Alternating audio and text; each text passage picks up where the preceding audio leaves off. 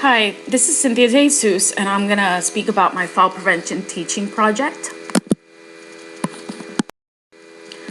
The context will be on fall prevention, and this will be a unit-based orientation and on the care of the dementia patient.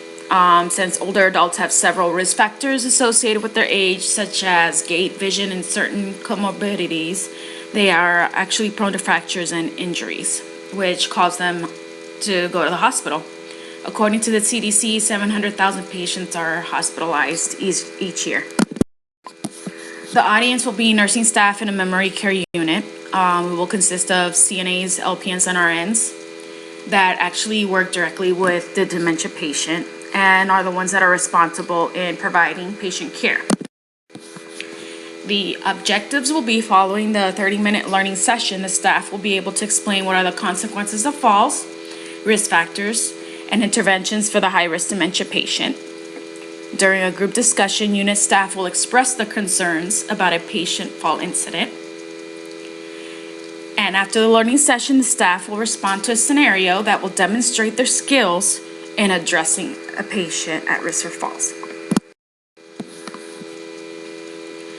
So in order to prepare, there will be posters posted at the nurse's station to promote the education, as well as sending out emails to see which times it will be available, and this will be right before a shift report.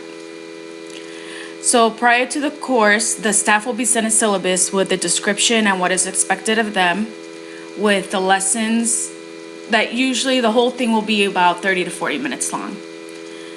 The time spent should be relative to the concepts and contents and students' ability to learn the material. Syllabus will also include a welcome quiz, and that quiz will be the first activity provided to assess staff knowledge of fall prevention. So what are some of the obstacles? Staff, of course, can become bored during the course, so there will be enough group discussion and scenarios so they can interact with each other. Sometimes it could be lack of time and environment. Because of space, privacy, and noise, those factors can affect a nurse's ability to concentrate and interact with others. So since this course will be 30 minutes before shift report, it will be in the break room. Some staff are shy, so an interactive whiteboard is great for those who are less verbal. And also reflection and writing is also good for those who are social, which will also be provided in the course. So the content, we're going to show the welcome quiz. It's a pre-test to test their knowledge. Definition of fall, which will be demonstration with videos. Consequences of falls, which will be the lecture also with the risk factors. Discussion on the fall management of the dementia patient, which will be also discussion and demonstration of the roles of each of the RN, the LPN, and the CNA. And then also the interventions, demonstrating the tab alarm, the hip protectors, the floor mat, and the hourly rounding, the importance of hourly rounding. Then the fall scenario simulation, which will be the educator will observe the staff with return demonstration. And then the experiences with falls, which everybody will then reflect on a past experience with falls of what could have been prevented. And then discussion, group discussion.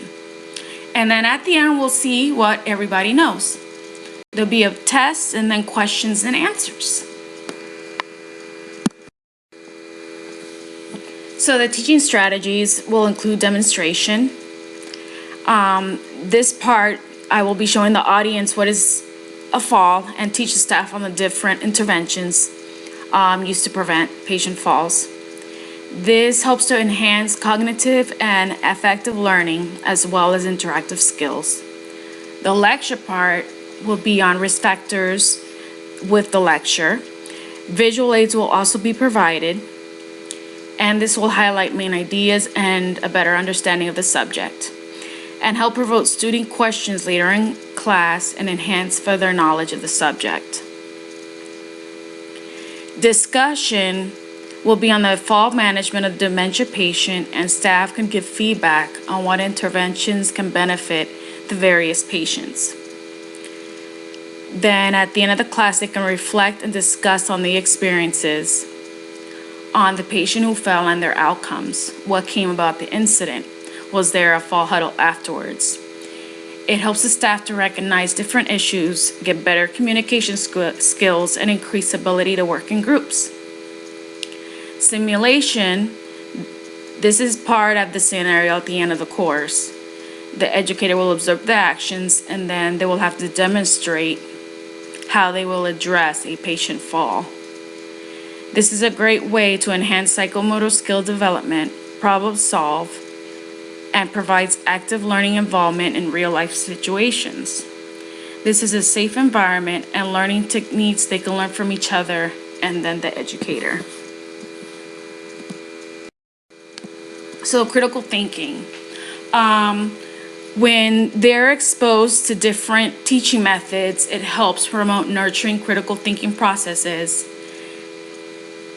and they can understand the various answers to a problem. Questioning is another way to promote critical thinking.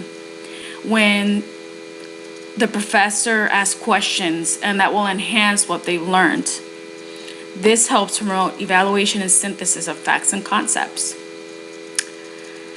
The simulation experience will help learners observe what is being done so they can perform the exercise. Following this, there will be a debriefing on what was taught, and then the use of reflection after helps learning on both cognitive and affective domains. So this promotes perspective and invokes new sight in sharing and fostering critical analysis of their actions and challenges them to explore other solutions that could have been implemented in the activity. So linking it all to a good evaluation. The pretest addresses staff knowledge. So those are questions that will address what they know, what they don't know. The definition of fall, and then the risk factors. It brings a new meaning to falls and what they can do. So the educator shows the videos and then tells them how important fall prevention is. The role of each staff member. Staff will learn what each member is responsible for. The RN, the LPN, and the CNA. Interventions. Increases staff knowledge of what interventions benefits their patients. So they'll learn about tab alarms, hip protectors, floor mats, and then the importance of frequent rounding. This scenario, it helps the staff learn to work together and understand each other's roles. The patient will be on the floor and they have to identify what could have been prevented, and each member will be involved in what they have to do according to their scope of practice. So there will be some cueing in the scenario, and then at the end there'll be a debriefing, as in what was misplaced, what intervention should be done, and what was your role. Experience with falls. The staff will reflect on past falls. What happened to one of your patients that you thought could have been prevented prior to falling? And then there will be a group discussion on the topic. Then at the end, there'll be a post-test. So they're going to be testing on their knowledge. What are some fall prevention interventions? What is your role when a patient falls? What are some risk factors? And what can you do to prevent a fall the next time? So the outcome. So it will be a completion of the training, and it will increase their knowledge of fall prevention. It's important that they participate in all activities and discussion, which promotes communication and teamwork, which is beneficial for the care of the patient. And the scenario incorporates teamwork and any questions the staff can have, and teaches each person what role each staff member is responsible for.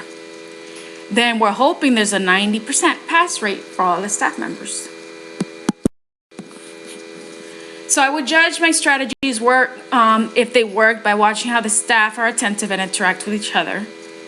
Another thing that is questioning them during lecture and simulation is very important.